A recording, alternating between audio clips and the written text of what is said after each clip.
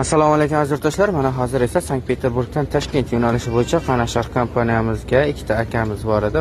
Akamiz va opamiz bezdakimet edilar. Mana nasib bo'lsa chiroyli holatda kirgizib qo'ydik. Aviakassa Surxondan bilet olishgan ekan. Mana o'zidan so'rab bilib olamiz. Opamiz assalomu alaykum opajon.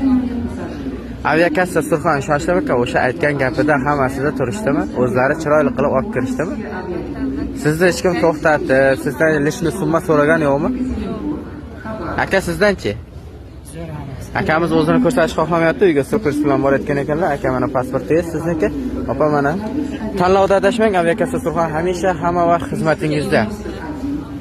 Tavsiya qilamiz a? Aha. Katta rahmat. Aha. Assalomu alaykum aziz yurtdoshlar. Mana Sankt-Peterburgdan Toshkent yo'nalishi bo'yicha Qanashar kompaniyasidan akamizni o'tkazib oldik. Nasib bo'lsa chiroyli holatda o'tishdi. Akamizda hech qanday dokumentlari yo'q edi. Mana chiroyli o'tkazdik. O'zidan bilib olamiz. Assalomu alaykum. Alaykum assalom, assalomu alaykum. Rahmat. Sizga ham, Jahongirga ham. Qanaqa dokumentimiz yo'q edi, o'zlari kutib olib, ichkariga ajdanigacha kirgizib qo'yishdi. Rahmat kattakon. Sizni hech kim yo'lda to'xtatib, sizdan lishni summa so'ragani yo'qmi? O'sha Aviakassa Surxon bilet sotish jarayonida aytilgan so'zlarga hammasiga turdimi? Hammasiga javob berildi. Rahmat. Kattakon tavsiya qilib qolamiz. Aviakassa Surxonda kuzatib boruvchilarga tavsiya qilasiz, to'g'rimi? Mana akamizning biletlari nasib bo'lsa chiroyli holatda o'tkazdik. Tanlovda adashmang, Aviakassa Surxon xizmatingizda. Nima dedingiz? Aha.